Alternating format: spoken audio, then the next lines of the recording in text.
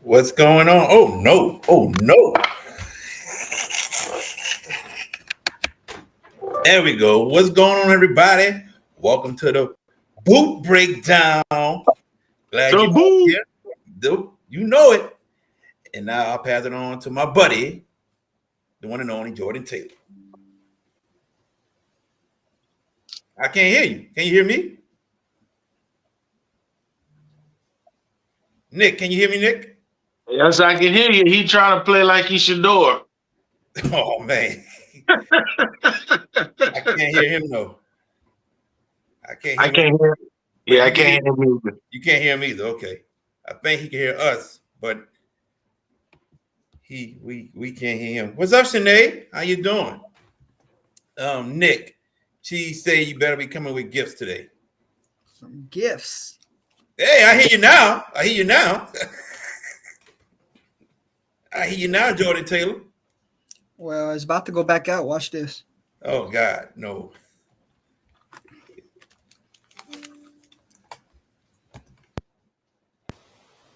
Nope, it went out. I heard it. I heard it went out.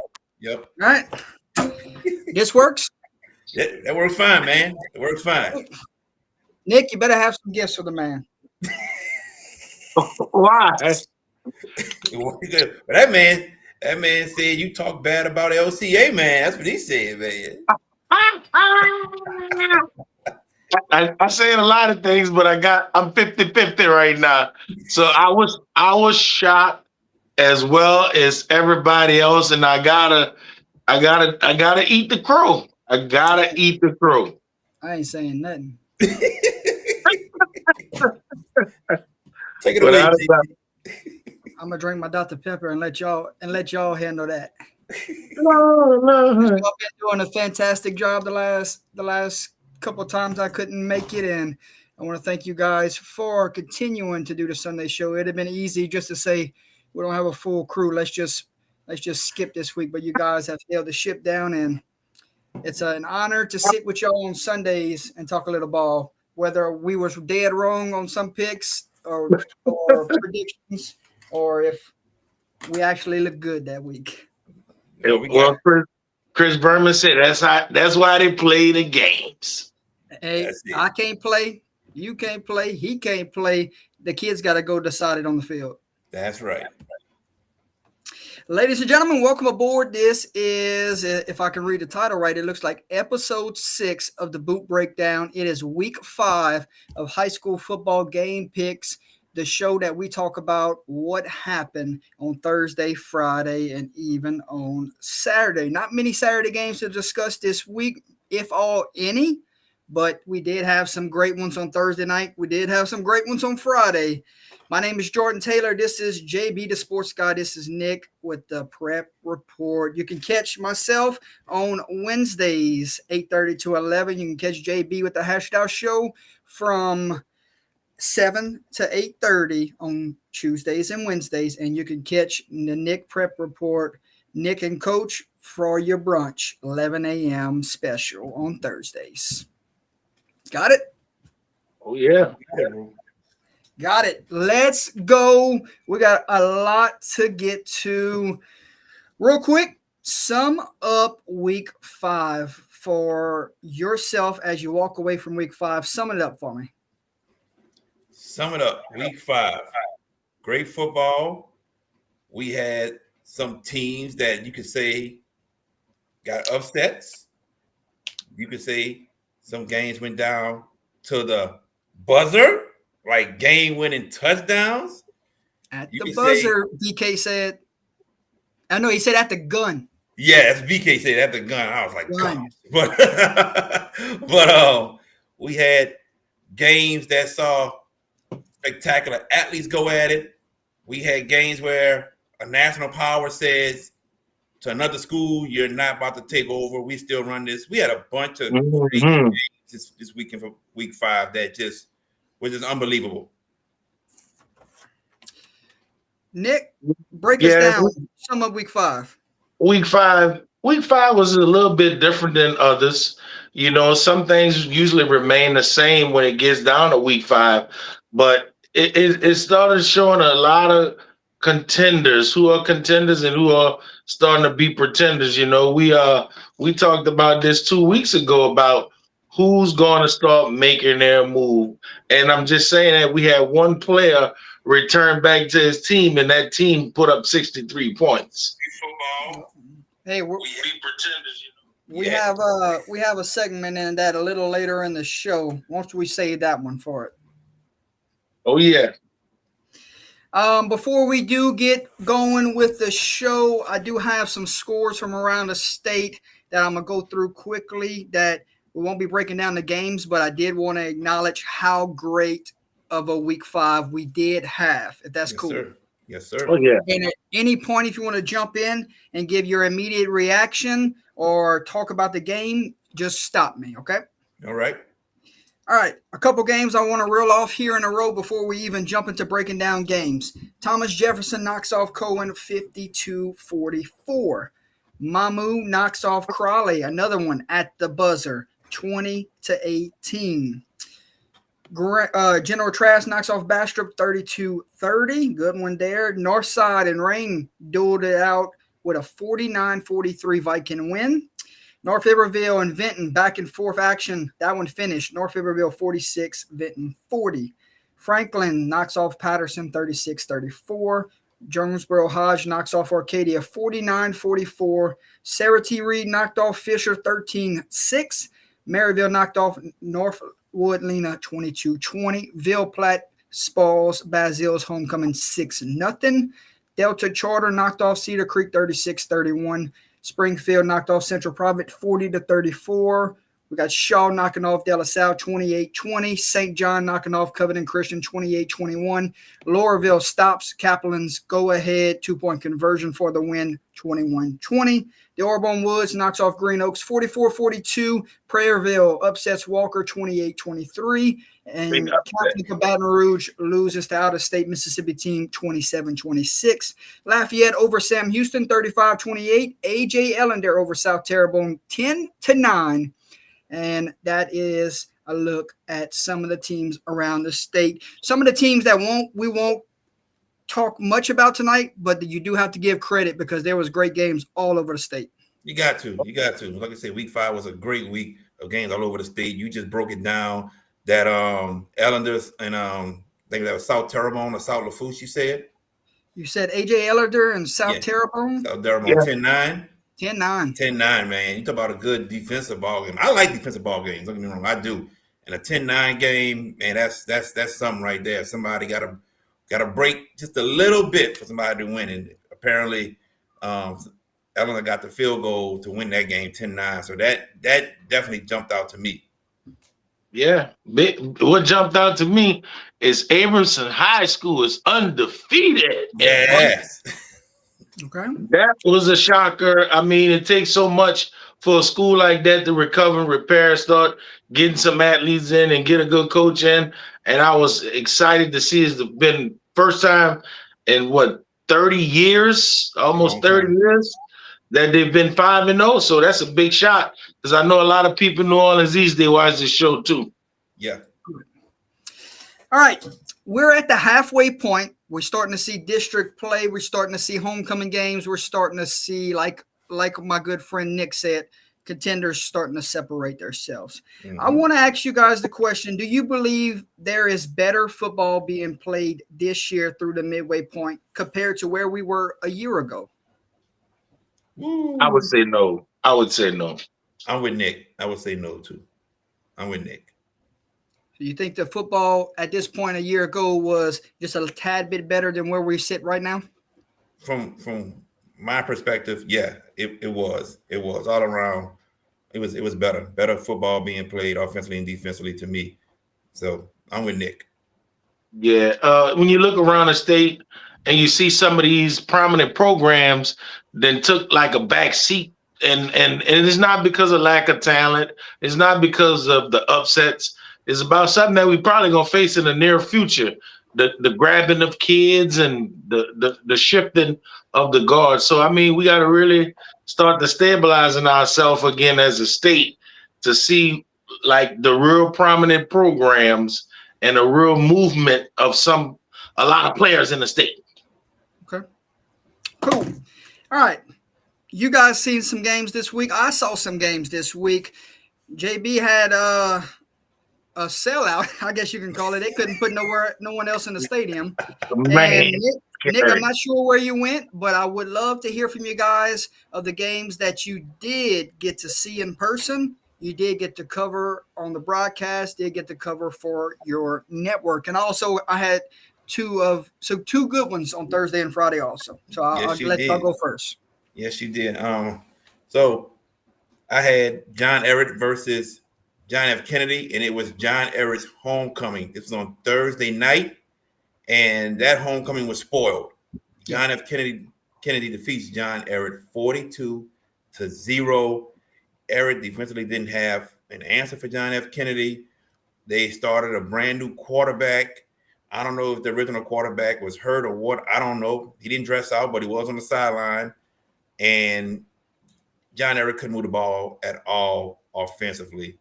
And Kennedy just had their way with them, able to do whatever they want to do. That was running, throwing, blitzing, coverage, whatever you want to name. Kennedy had their way with John Ehret and spoiled their homecoming. Friday night, we had broadcast St. James versus St. Charles. St. Charles got up on St. James first, I think 14-0. Then St. James had 28 unanswered points on them. Then St. Charles tied the game up. And then with 5 seconds left, St. James quarterback Jawan Jackson throws a touchdown to Ja'Kias Villanova. And Ja'Kias Villanova. Can I ask you a question real quick before you continue? Yes, sir. And Nick, you can answer this also. I asked VK whenever I talked to him yesterday, I asked him his thoughts of the decision right there with 5 seconds because the ball was tipped up. If it hits the ground, they're going in overtime, and there was never an opportunity for a field goal right there. So do you like the decision to the end zone with 5 seconds, or are you kicking it in that decision right there? Because if it hits the ground, time's out. Well, you got to realize St. James kicker is hurt. Yeah. The kicker is hurt. It was going to come down to a throw to the end zone. Right. Yeah. I would have took that chance. I was driving from the Destrehan game, and let's flip the question then. If the kicker's not hurt, kick it. He'll kick it. Yeah, he'll kick it. Definitely. Okay. Yeah. Go ahead. You can finish. I just want to know if the kicker was not hurt, what would you done? You still throwing it to the end zone right there? Look, that end zone right there is so magical, man. I done saw 3 or 4 episodes happen in the last 5 years right there. They beat Union Parish in that end zone, right in that corner, to go to the championship, man. So it's magical. They took a chance in that north end zone, and it worked out in their favor. Because when I actually saw it, I said, "Holy cow, he caught it." Go ahead, JB. I'm sorry for interrupting. No, we good. So Ja'Kias Villanova catches it while on his back. That was crazy, and they win the game. I was at St. Augustine versus Edna Carr, man, and it was electric the whole time. Before the game, you had the bands battling it out at 6:15 while the teams were warming up. It was just special. It was special. But Edna Carr shows why they are still top tier, and St. Aug is still trying to get to that level. Edna Carr able to pass on St. Aug. They were able to run the ball on St. Aug. And the key was Edna Carr's offensive line not letting St. Aug get pressure on John Johnson. That was the major key. And John Johnson was able to make them pay with passing, or if he just decided to take off, he just take off. Because there was time when his reads weren't open, he would just go, and he's getting the first down. So Edna Carr just showing that right now they are still the team to beat. And look, I still say St. Aug is getting to the semifinals. I still say that because that's a good team. But they meet again. It's possible St. Aug can make the necessary adjustments to make it a closer game. Nick, who you saw this week, my man? Yeah, I got a chance to get a little egg on my face with Destrehan and Terrebonne. I had a lot of things planned if it would have been the opposite, but Terrebonne they still, like JB was just relating to with St. Aug and Carr, they're still looking at the jersey. They're still looking at the jersey and say, oh, that's Destrehan. I think they had a tremendous game plan coming in towards halftime, and they got away from it. They left some time on the clock. They could have scored and really take it over from Destrehan, but they didn't. And it just started to be what we talked about on the Hash It Out show. That district going to be switching all around this year until somebody decides to claim it. All right. Moving along, how about we break down some of these games from over the weekend? You guys watch more football than I do, so let's talk about these matchups. I start with Hammond knocking off Slidell 35-28. A lot of us got this one wrong. Your thoughts of this matchup? Well, I tell you what, my thoughts are this. This is two teams who are wanting to get back to playoff competition and being relevant again. And there was a time when Slidell was, to be honest with you, and Hammond too. So we got two coaches at both of these schools in their second year, and they are right now having their teams playing phenomenally right now. And this was a great ball game, a tough competitive matchup between two old district rivals. They're not in the same district anymore. But Hammond coming up with the win, 35-28. I'm impressed with both teams. You got to credit both teams for their resilience and not giving up. But like I said, these are two teams who are pretty much rebuilding from the down years that they had. Slidell for sure the past 2 years having down years, and Hammond also trying to come up. But I got to credit both teams for the way they played and the way they fought, and giving the fans who attended that game a great ball game. Yeah, that game still got a little rivalry luster still left in it, man. And it's just a lot of fanfare for these guys to play each other. And like that, look, Hammond has been kind of hot lately. They got to win that East St. John. They was trying to stack wins. And it wouldn't surprise me that they'd be one of those 5-5 teams that get into the playoffs and could really do some damage. Let me say this right quick, JT. Go for it, babe. 4th and 5, 4th and goal, and Hammond stopped Slidell from tying that ball game up. Wow. Late goal line stand. See, I told y'all would y'all know more football than me. Flying Snoopy scored 71 points this week. That is correct. They scored the most points in the state, if I'm not mistaken, this past week in week 5. And they're undefeated. So keep an eye out on Snoopy's and what they do the rest of the way. Definitely. Here's another one for you. John Curtis avoids upset with 33-29 win over Warren Easton on Thursday night. Did you get a chance to see the highlights? Your thoughts on the matchup? What went right? What went wrong? Close one on Thursday night. Ooh, was it close? Was it close? I'll tell you this, though. I told people Warren Easton would be a much better team than they were last year. And there were people that said Curtis would blow them out. I thought Curtis would win, but I didn't think it'd be a blowout due to the fact that Warren Easton really has a good offensive line that can block well, especially when running the football. Warren Easton has two of the best running backs in the New Orleans area in Thomas Vaughn and Terrell Surtain. So Curtis had a tough time trying to stop the run. And I saw the highlights. They had a tough time. But Curtis being able to get a stop in the fourth quarter, late in the fourth quarter, is what sealed that deal for them, winning 33 to 29. Both teams able to run the ball well, especially Curtis. Curtis had a couple of big-time runs, long runs, that helped them out in that game.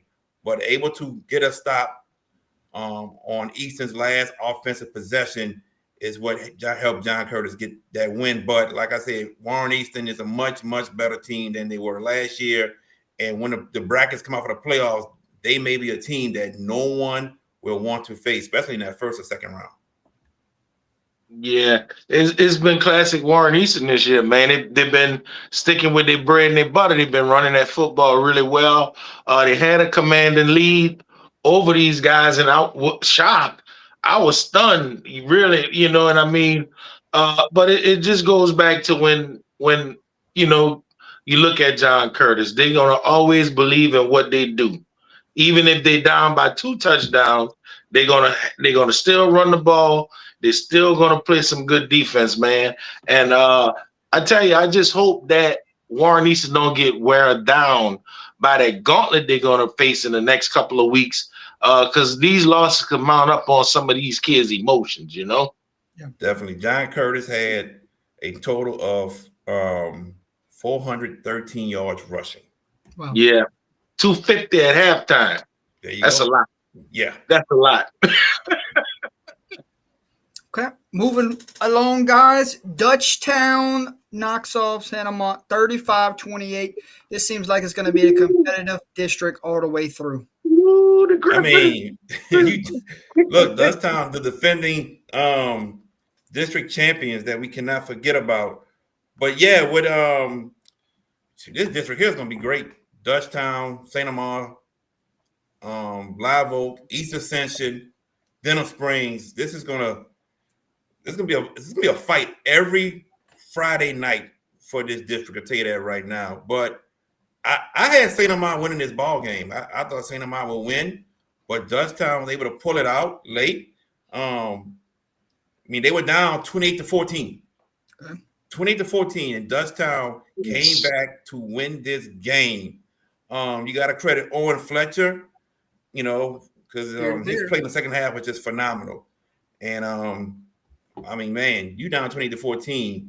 Some people already have written you off to lose that game, but these guys didn't quit. So sorry, I was reading a comment. Oh, you good? While you were talking, go ahead. But yeah, credit Dutchtown for continue to fight and come back get that win, and even quarterback Owen Fletcher leading the way for it to happen. Owen Fletcher, Coach Guy, man, I'm telling you, these guys, they like they was like Mason and Puff after Big went out of here. These guys are going to be really dangerous in the playoff. Really dangerous in that playoff, because that district champion, just like the one in 858, is they're going to get a perfect seeding to really run through a bunch of these teams, man, because they done played some really good competition coming all the way through district, man. And I look forward to see where Dutchtown land, because they probably one of the best kept secrets nobody know about yet. When do we get Dutchtown and East Ascension? Which week will we get that one? It should be the next 2 weeks. And within the next 2 weeks. Let me get it for you right now, because I have East Ascension scheduled. Yeah, I'm thinking that one might decide your district champion. That's just my opinion. Would y'all agree? Oh yeah, I agree. Crosstown rivalries. And Santa Monica been playing some lights out football.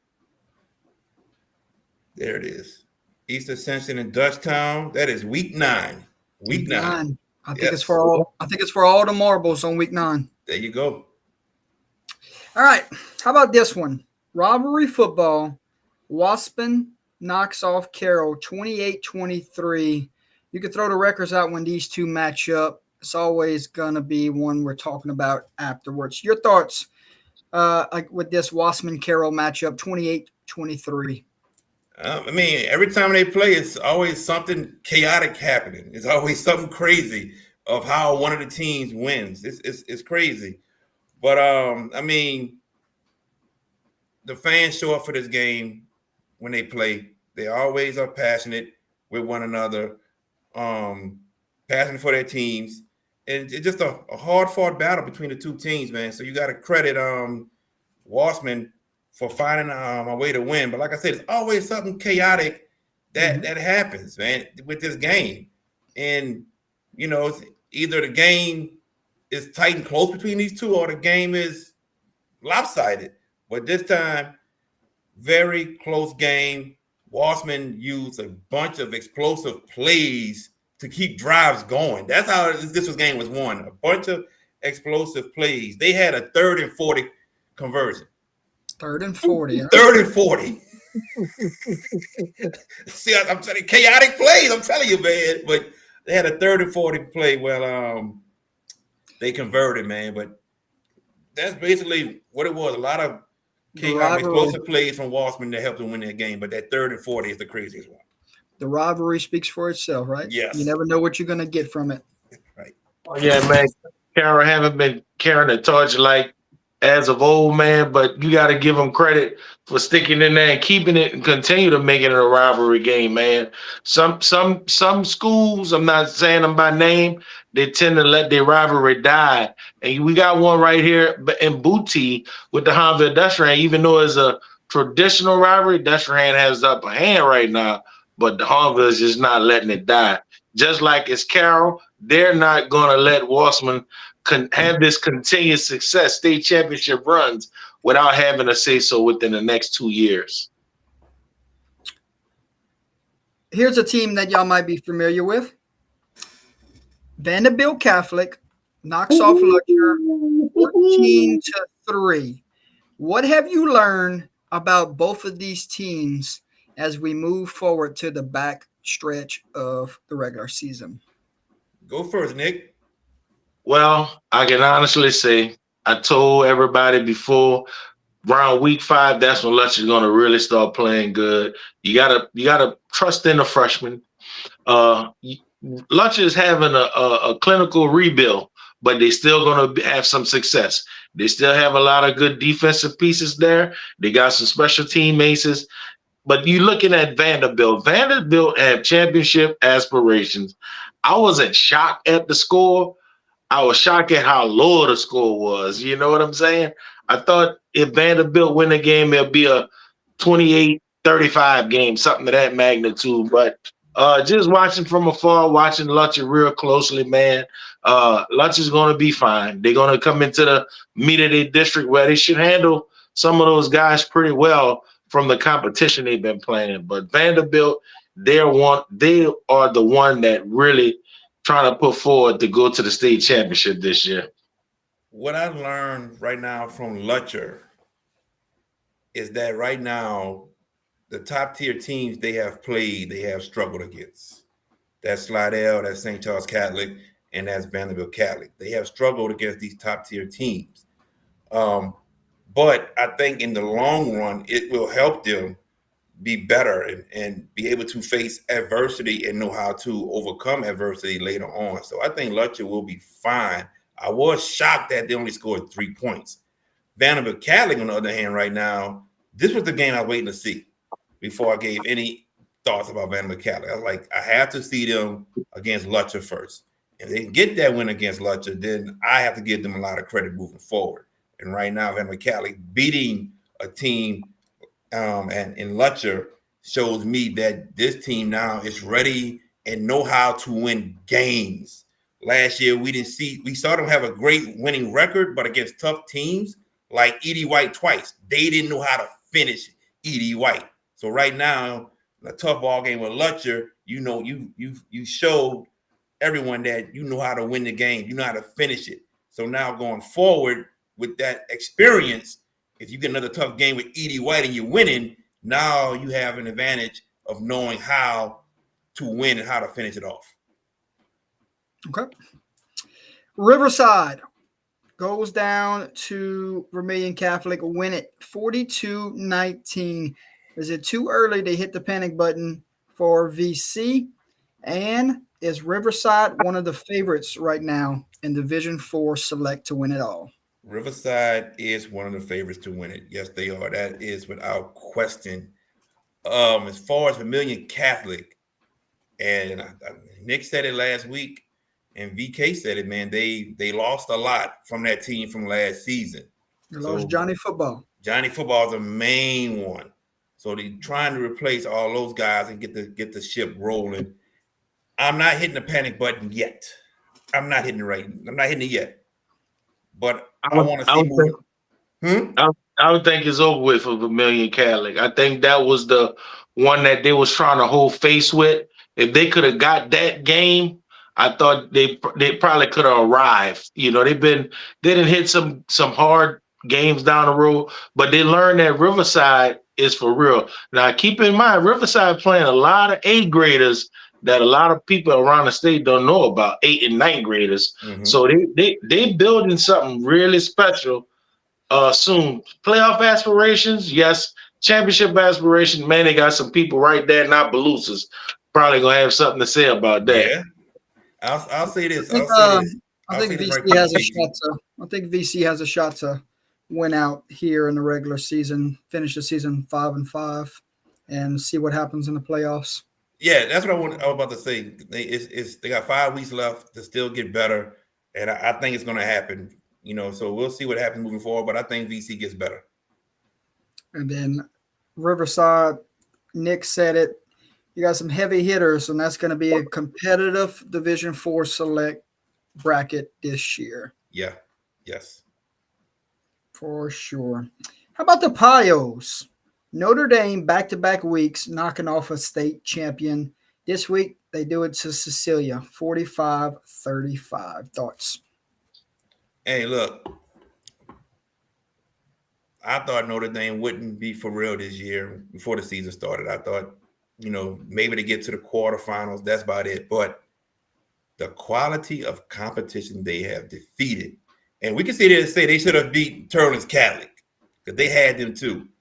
The quality of teams they have beaten is showing me that this team is for real.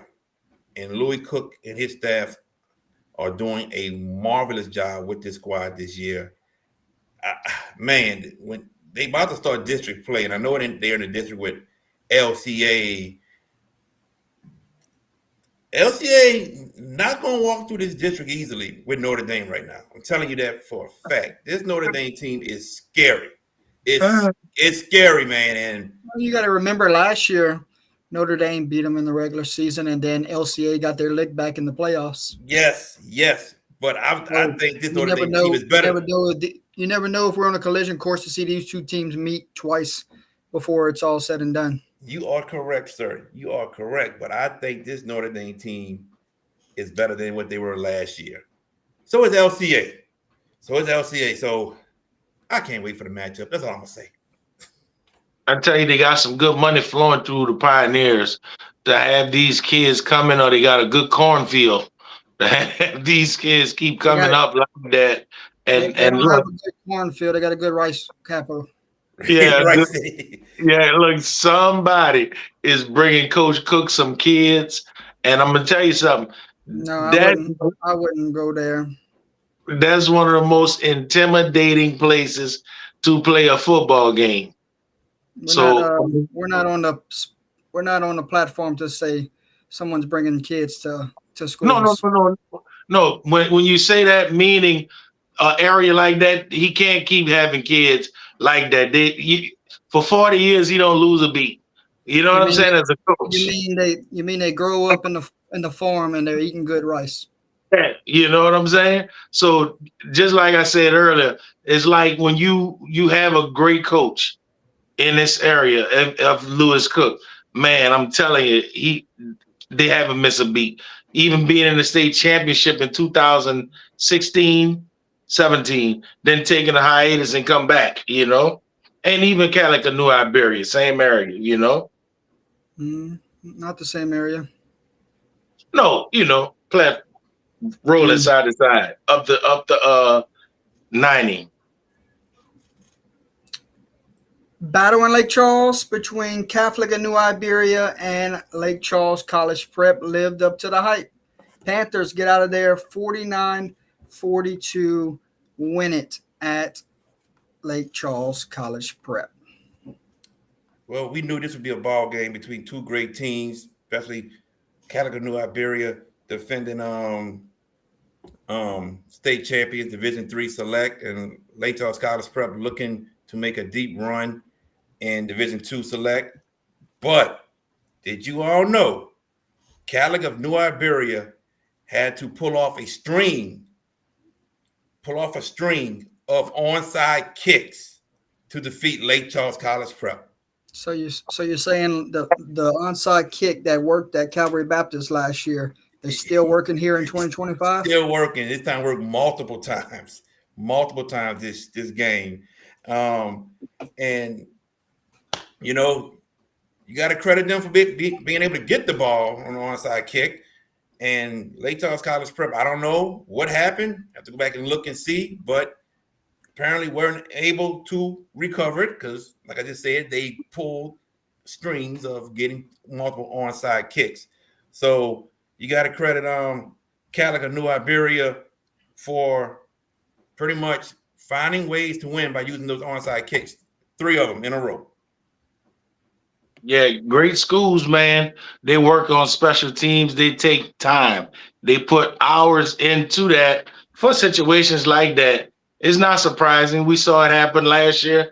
And to get multiples, it's kind of like you can't make adjustments once it happened. Can you get a kid out? Can you put a kid in? But credit those guys for having a great special teams program because it takes a lot of time to get these onside kicks and people in the right position to make them happen. Great battle in North Louisiana with Neville Sterlington. Do you take more from a close loss with Sterlington than the Neville winning by 7, 28-21?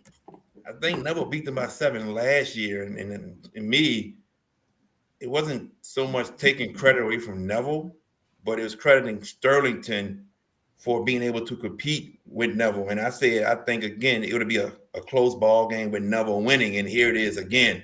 This Sterlington team. Also. It was homecoming also. Homecoming for Neville also. Oh, okay. I didn't know that. But yeah, you got to credit Sterlington, man. They'll play anybody, not scared to play anyone. And the past 2 years, they've gave Neville one of their best matchups of the season. And this can only make both teams better. That offense that Sterlington runs is hard to prepare for. It's hard to prepare for. Neville really is not going to see a team run that type of offense. But I credit Sterlington because to lose to Neville 2 years in a row by 7 points, it just shows how good of a team you are, period. Yeah, man, I tell you what, I was shocked, but not shocked. It's time, man. Sterlington been playing some good teams.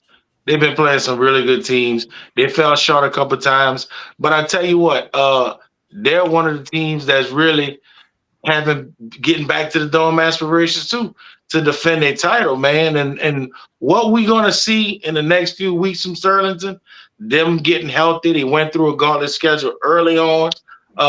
Now that some things is working in their favor. But the Neville Tigers, man, we talked week 1. Remember, I really had Neville way up here. So it kind of shocked me on that aspect for being Sterlington.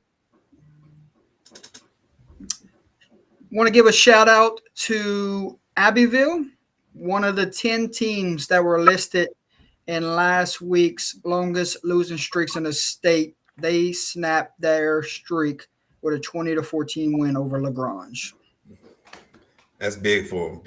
We talked about Southwood when they broke theirs, and this is big for Abbeville, and happy for those coaches, happy for those kids to be able to celebrate breaking a long losing streak and being able to feel what a victory feels like, man. So I credit them, man, and happy for them, definitely. We talked about this last week, JB. What's next, right? Yeah. After you win, that's how you start stockpiling games. Kudos to them and the coaching staff, man, because you never know when you're gonna win a football game. Last week we both credited it's very hard to win a football game. We broadcast, we do media, we voice our opinion, man. But those coaches put some long hours in those kids just to get a W, and I feel for them to get that big time gorilla off their back with that victory. You think there's going to be some excitement next week? Well, this coming week with Abbeville winning. Now it's homecoming week, and we're going to broadcast the game. You think there'll be some excitement in the stadium? They're gonna be talking. Yes, definitely. They're gonna be talking. They're gonna see the fans gonna see the fans again, and they're gonna be talking about that victory last week. Yes, there's gonna be a lot of excitement. Definitely, definitely. Yeah, homecoming week by itself, and you got under the lights coming. Perfect combination. You gotta have it. You gotta have it flowing. Cheers are flowing. We'll see what happens. And I'm sure JB will announce those games at the end of the week that we're broadcasting this week, himself and myself, and where Nick will be located. Yes, sir.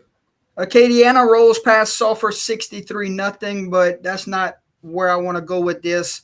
The score is nice and all, but the biggest storyline was the young man getting cleared to play earlier in the week. Your thoughts of the situation? I'm happy he gets to finish his senior year. I'm happy he gets to finish senior year as well, man. And just, rule not eligible to play, and then finally it gets overturned and the guy can play. That is wonderful. I'm happy for him. I'm just glad he didn't have to miss his senior year. Nobody wants to miss their senior year for no apparent reason at all. And I'm just happy that the LHSAA overturned their ruling to allow this guy to play. And there's another guy in this area where I'm at who is still being held out, be still ineligible to play. And I'm like, let the guy play his senior year. Come on, guys. Yeah, it's kind of crazy, man. Most kids are driving, but they're not making their driving force as far as their decision goes. And I think, you really got to take and look at it from both sides of the hourglass. It's high school football. If you punish a kid, it's 10 weeks. It's 10 weeks. You're going to eliminate a large portion of his high school career. You're not going to give him 5 games next year as a 19-year-old graduated senior. You get what I'm saying? So hopefully they can fix that, and a lot of these kids can, whichever new rule that they're putting in place, could be that we wouldn't have this red tape and these teams wouldn't suffer and the kids wouldn't suffer. So shout out to him. Acadiana gets the win, and I think the biggest win of the week was the young man getting to play. Yes, sir. Yeah. Agreed. Yes. Newman beating Riverdale 33-13. Were you shocked by the score? Even more, were you shocked by the win? No, I wasn't shocked by the win. I was shocked by the score, but then come to find out Riverdale's quarterback got hurt. Okay. So that played a factor in it as well. I thought Riverdale would win, but I knew Newman would give them a challenge. And I said it'd probably be Riverdale's toughest challenge this season. And that it was. When you lose your quarterback, man, it hurts. Chemistry can go down, morale can go down. But credit Newman, brand new coach. Struggled their first 2 games, but after those first two losses, you can see things starting to come together for Newman. Now they're on a 3-game winning streak. Oh yeah, week 1 St. Charles Catholic, week 2 Riverside, 2 storybook programs playing a unfamiliar coach. They had their way with them, and I think it's the kids buying in. That was the most important thing. The kids believing in the coach's message. Even though we 0-2, we still gonna start this week off 1-0. And they bought in, and Riverdale's playing some good football. It was playing some really good football. And it's just a testament of hard work, just going through the week, putting in hard work and waiting for Friday night. So kudos to Newman for turning that curve, because it took them last week to get their first win. Then they building now. They building. St. Thomas More beats Westgate 22-18. Who is St. Thomas More? Who is Westgate right now? Who St. Thomas More to me is a team that I don't want to say found his identity because I think they knew what their identity was, especially with Cole Bergeron as their quarterback. But they are a team that found its rhythm, and they are rolling. Westgate, on the other hand, is a talented team that has played a tough schedule. And I think for Westgate, it's going to pay off in the long run because I want to say Westgate already played Turlings, that's in their district, and St. Thomas More, that's in their district. Westgate has St. Martinville this upcoming week. I think you're about to see Westgate go on a long winning streak. St. Thomas Moore's on a winning streak as well. We know they're going to play Turlings week 9 or week 10. I think those are both two good teams. But I think as of right now, St. Thomas More found his rhythm earlier. Westgate about to find theirs, but with Westgate playing these tough teams already, it's gonna pay off in the long run. Oh yeah, clearly both of them on the same course, man, trying to make it to the playoffs after a little hiccup. But you look at Westgate, man. Westgate want to be there at the end. They want to be there at the end. They had a little injuries early on last year. Coming up with the new season, they had a little doubt. They had Westgate. Man, people was putting Westgate way up there for the longest, and they haven't been living up to par. So I think this might be Westgate year to run deep. As far as St. Thomas More, man, I'm always shocked by that program. Nothing they do would surprise me. Whether they go on a 5-game winning streak from now into the playoff run, that team, that program is starting to solidify itself as one of the top in the state. So it was classic weekend to have that type of game going on, and they both could move on to their district now that it happened. Ouachita Parish, all over Franklin Parish. Are they the sleeper to win that district? Are they a sleeper in Division I non-select playoff bracket? I would say both. I think they are the sleeper team to win that district and a sleeper team to go far in Division I non-select. So they're making noise. They're playing well, winning games. This is good. And we talk about that district, that Monroe district. That district is tough. I mean, Ouachita, Neville, Alexandria, West Monroe, Ruston, and these are some good teams, great teams at that. So this district has gotten better within the past few years, and now Ouachita Parish seems to be coming back up to where they used to be. Yeah, Ouachita Parish is a sleeper in both of the topics you said, Jordy. I still think Neville might have a little something to say about that down the line, but they've been playing some really good football. Ouachita, they've been playing some really good football. And when you look at it, JB, they're probably one of the toughest districts of them, man. And it's like the Catholic League that we get to see the Catholic League. We don't get to see them materialize as much, but they constantly knocking each other off some sort of way. How about Jules Sumner beating Franklinton 21-14? Should we start paying more attention than we have been moving forward to this Jules Sumner? Without a doubt. Without a doubt.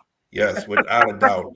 That, I mean, I've never saw Jules Sumner in person. I would tell you that, but I read about him, see the videos and everything. And they've always been a good program. They've gotten to quarterfinals. Maybe they've gotten to semifinals before, but I know for sure they got into the quarterfinals. This win over Franklinton solidifies that they may be the most dangerous team in non-select Division III. They may be the most dangerous team with this win right here. It would be select. Oh, okay. They in select. Sorry, my fault. Select Division 3. I apologize. They may be the most dangerous team in Select Division 3. And when the brackets come out, I'm looking to see which side of the bracket they're on, because I'm not going to face them at all on my side. But definitely the state has to talk about Jewel Sumner. They are for real. Yeah, they put the state on notice because they beat some good opponents this year. They didn't beat some really good opponents, and I tell you, man, it's nothing like the unknown. That's why we're doing the boot breakdown for people that don't know about Jules Sumner and those types of school, man.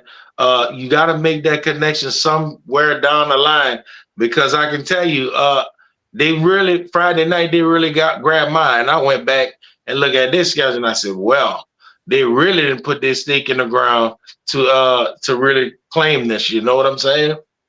So they district should be running pretty well also. Last year, these two teams played in an instant classic. Franklinton escaped with the win, went on to play for a state title. Jules Sumner fell in the quarters. This year, Jules Sumner gets Franklinton. Let's see how both of these teams finish at the end of the year. Yes, sir. The Willow School knocks off Sophia B. Wright 50-49. What a game that must have been. Oh, yes. Yes, it's offensive power on both sides of the football. Coach Munchie Lego for Sophia B. Wright, man. He's putting his foundation together with this team. And we had them week 1 against Bonneville on the Hash It Out Show Thursday night game of the week. And we saw that they were struggling at first. So week by week, when we look at the stories and read them, we can tell they're getting better. They're getting better. They're getting better. The Willow is a school that still cannot compete for a district championship or even be in the playoffs this year. But you see the progress they have made this year against teams they have played. So this was a good battle, 50-49. Willow comes out on top, but a good battle between two teams who are trying to make their football teams better by the end of this season and to have them competing for playoffs next season. Yeah, man, I want to give an apology to VK, because when VK was talking about the Willow School in week 3, I told him, I said, nah, man, they got to beat somebody to really say that they'll arrive. And look, sure enough, they're doing the thing. And I mean, I would love to see them in a playoff atmosphere right about now that they're stacking these wins together, man.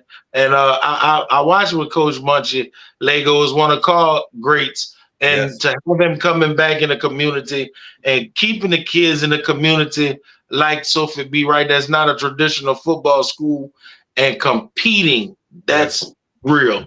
That's real. So I love to see opportunities like that for these young men and these young coaches that's trying to grasp the obvious of playing in the city of New Orleans. Rummel all over Brother Martin, 31-7. What happened in this one? They were the game to get away like it did. What happened is, number one, Brother Martin couldn't stop the rushing game for Rummel. That's the first thing. Rummel was able to run the ball at ease against Brother Martin. Number two, Brother Martin's offense couldn't do anything. Not the running game, and the passing game for sure didn't do anything. Credit the defense for the Rummel Raiders for shutting down the offensive game of Brother Martin.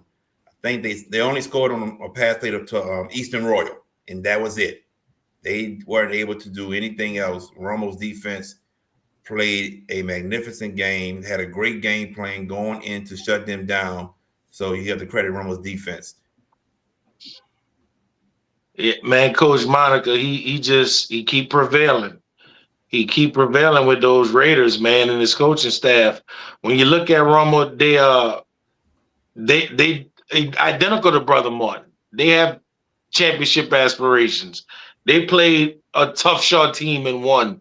So it's time that a lot of people start putting respect on Rummel name to make some noise in that Catholic League, man.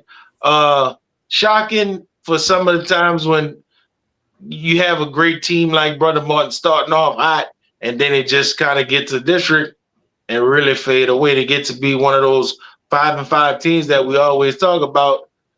Get in there and punch somebody, get in the playoff, punch somebody in the face, and ruin their season to move on to the next week of the playoff. But I'm looking forward to see what's next for Brother Martin after they took their first loss. In the car. That's his next. Doesn't get easier. Nuh-uh. Yeah. Oldest running rivalry gives us another one to remember after Jesuit knocks off Holy Cross 20-12. I think this is the 112th year, I believe, of this rivalry. I believe it was 108. 108. Yeah, I'm in the ballpark somewhere. I know I'm not right. I'm just guessing. But the rivalry, it began in 1922. Oh, okay, maybe 10. Well, I could have swore they said 112 or 108 because they met in the playoffs before. But anyway, let's move forward. 100 plus. Jesuit, what'd you say? 100 plus. Yeah, there we go. Jesuit snapped a 3-game losing streak to Holy Cross with this win, 20-12. Look, this game every year, it brings out everybody affiliated with Jesuit and Holy Cross in the community. This is probably the most attended game in Tad Gormley every year. But I said Holy Cross would have to use Jacoby Ferrier in more ways than one to win this game. And they did, but not enough in the passing game. And that's where this game was lost. They got to, like I said, they had to figure out ways for Jacoby Ferrier to get the ball to the wide receivers. If they're not able to do that, they would have a tough time with Jesuit. And that's what it was between the two. Not able to get the ball to receivers, not able to convert on third downs. Running the ball with Corinne Johnson, they were able to do that a lot. That was successful. But when it came down to 3rd and 4, 3rd and 5, they struggled making those third down conversions. Oh yeah, Coach Manale, man. Look, let me tell you, Coach Manale, after getting the news of his players, man, you picking up the season, you trying to play some competition to get your guys ready for this Catholic League. Oldest rivalry. Everybody with the what they call that, the khaki suit on to the game, band flowing, Tad Gormley's loud. Hey, Jesuit, Jesuit gonna get one of them. They're gonna get one of them this year. They got Holy Cross. They're gonna get somebody else in that district that's gonna surprise a lot of us. Salmon takes down Lakeshore 35-28. Thoughts on both teams moving forward? Lakeshore was one of my top 5s this past week. I didn't see this happening. I'm gonna tell you that right now. I didn't see this happening. Did not see Salmon. Yeah, I didn't see Salmon defeating Lakeshore in a close ball game. But give them credit. Give them credit. I still say Lakeshore will be a tough task for anybody to play moving forward and in the rest of the season.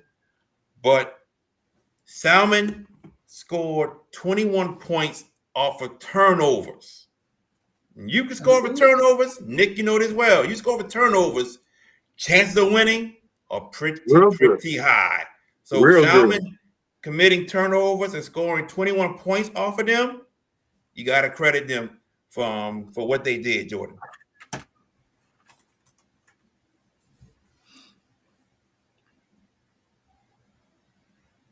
Oh yeah.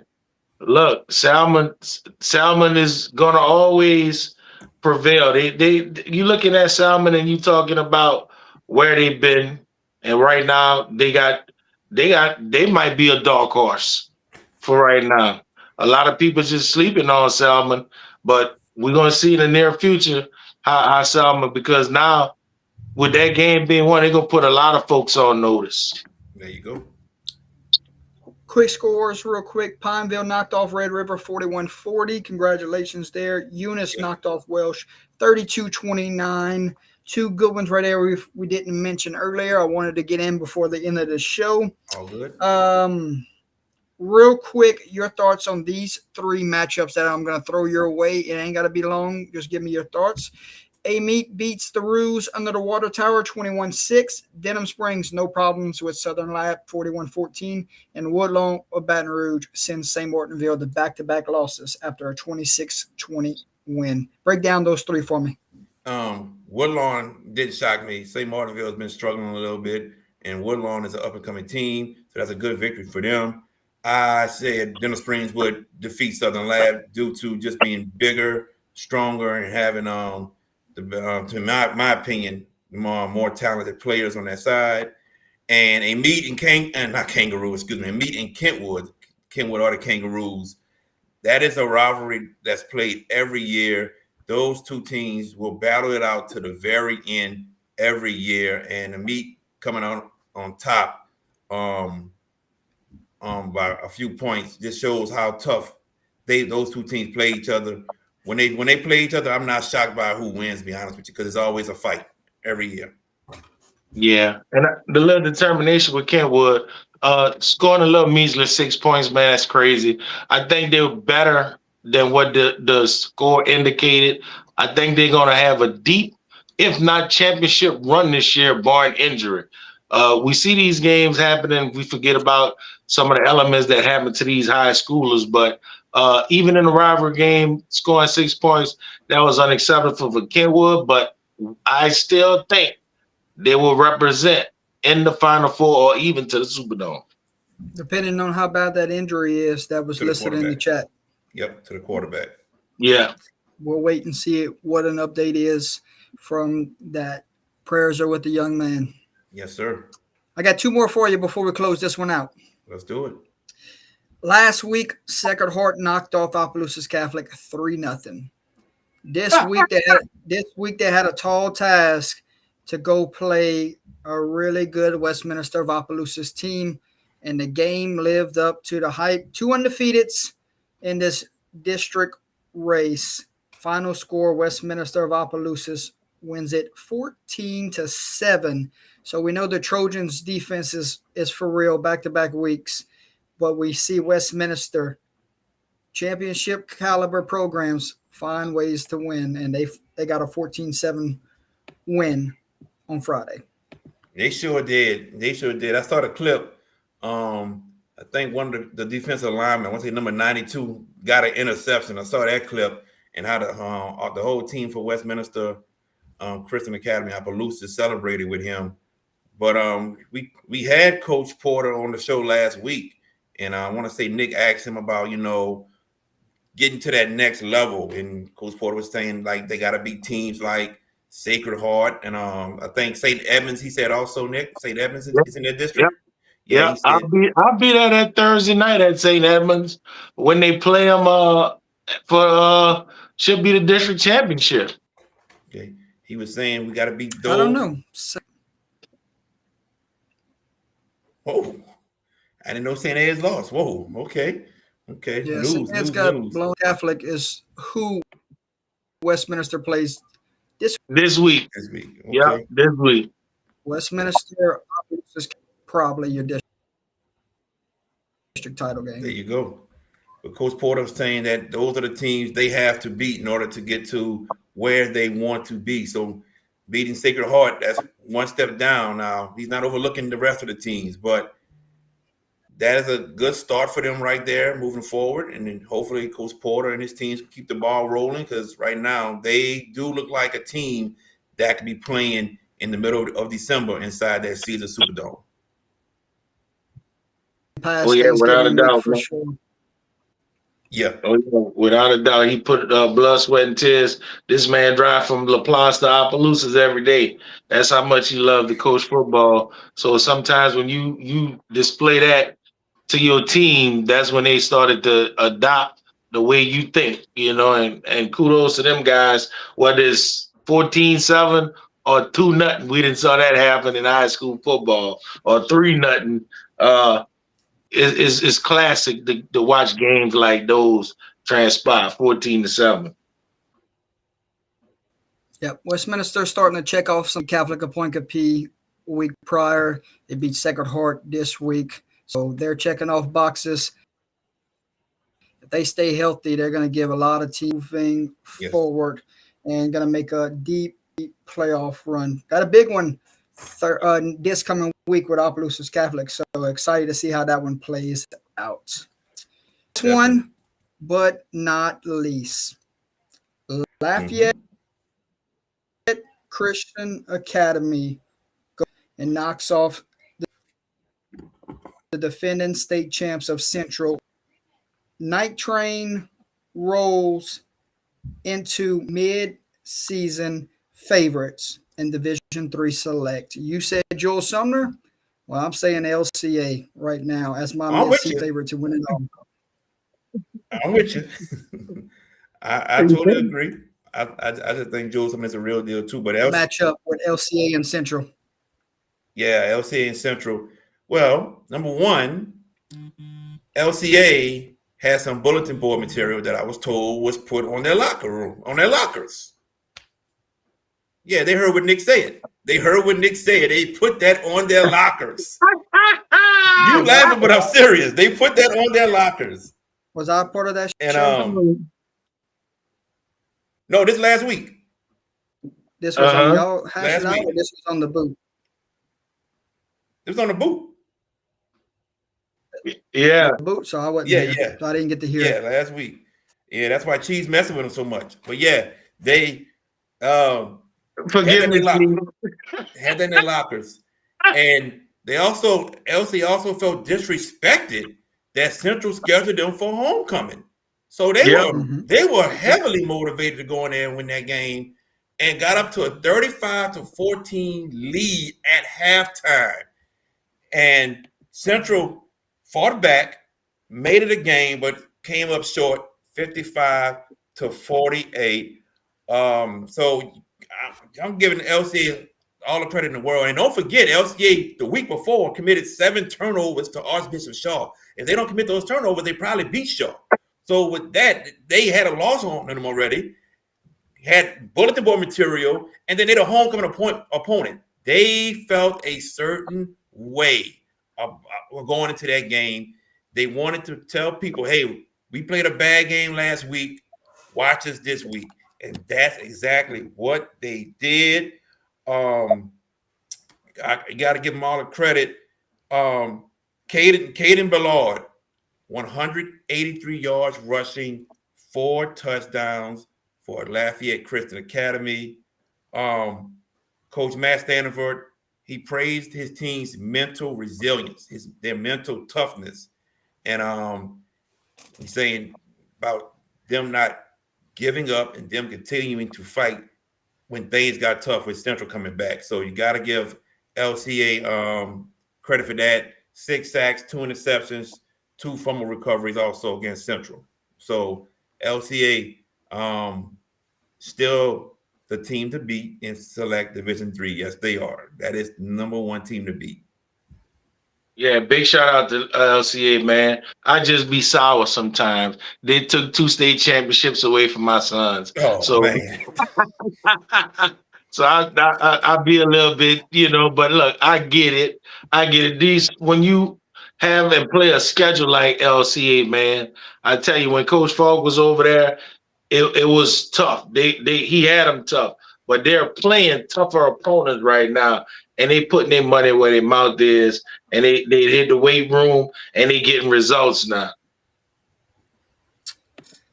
Top 3 matchups in your area in week 6. Who are they? Ooh, I'll go first. Number 1, it is definitely you got Shaw versus St. James. Mm-hmm. That is one right there. Shaw against St. James. St. James coming down to Shaw. Number 2, I will go Brother Martin at Edna Carr. And you think so? With the way they played last week?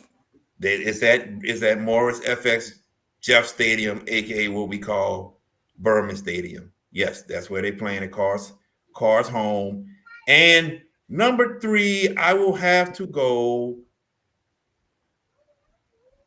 as I sit here and think, Jesuit and St. Augustine. Okay. Nick, top 3 games in your area next week. Oh yeah, big games, man. Terrebonne versus St. Charles Catholic.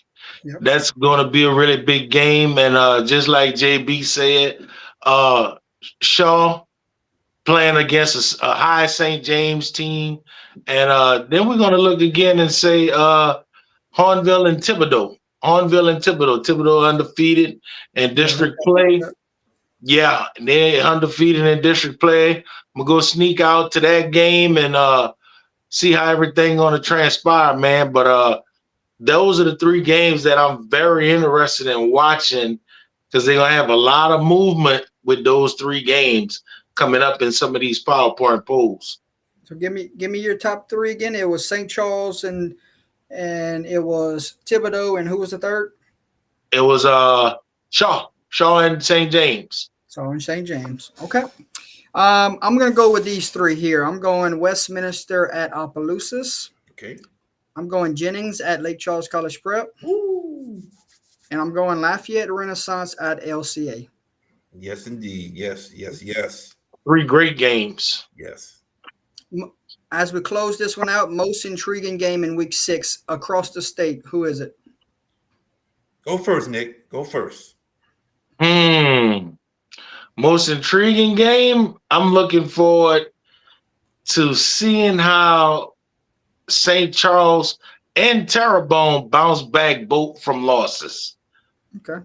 I'm going Washita Parish playing Ruston this week. Washita Parish playing Ruston. That's a good one. That is a good one. I'll tell you what. This is the one for me right here. This is the most intriguing game to me. The Battle of Highway 1. Denham Springs, Live Oak. Can Denham Springs get the trophy back from Live Oak? In a couple of years. And that's really a greatly attended ball game. And they're actually going to play on Thursday this year. But the Battle of Highway 1. Denham Springs, Live Oak. Levance gives us a good one also in the chat saying Alexandria and West Monroe meet this week. Yes, Levance. Definitely. All right, final words as we put a bow on week 5 and look forward to a great week 6. It's rolling along, guys. I'll say this football season is so far gone by so fast. We are already in week 6. It just felt like week 1 just happened. And we, like Nick said, we're starting to see who are separating themselves from the rest of the pack, who's a sleeper team, who's a dangerous team, stuff like that. But what I want to say is this, everybody, some type of way, those who are fans of high school football, go out and support these kids, go to games. You're not able to go to games, watch Under the Lights game of the week, watch the Half of Our Show game of the week. We encourage y'all to support these kids by any means necessary. What I saw at Berman Stadium for the first time ever, I never saw it like that. I got there at 3:20 and there was nowhere to park. The game don't start till 7. There was nowhere to park. And I know y'all saw pictures of the line, but that wasn't the entire line which y'all saw. That line was so far. It's from the gate almost to General Meyer. And y'all want to see where General Meyer is, y'all go search it and compare to Berman Stadium. But I credit all those parents, kids who came out to Berman. They said they sold 10,000 tickets. The stadium only holds 5,000. They had a standing room section there. I credit everyone that came out to Berman Stadium, and I would love for that to happen with all these schools to get support from the community. I would love it, period. First of 2 meetings. Oh, yeah, potentially. Where will they play the next one? Will it be the Superdome? We'll see. We'll see. Yeah, this is October. The weather's changing. The leaves are falling. The hoodies are starting to come out. Man, look, this is the best time for high school football in this area. Whether you're in South Louisiana, Central Louisiana, or North Louisiana, uh, go partake in some of these games this weekend, or even if it's on a Thursday night. And like JB said, support these shows like the Hash It Out show and Under the Lights, because they're getting in the homes that people can't get out and see the game. They're getting into plants where people can't get out and see the game. So good shout out to y'all two guys for doing what y'all doing. I'm not into streaming, but I'm telling you, it's very, very needed.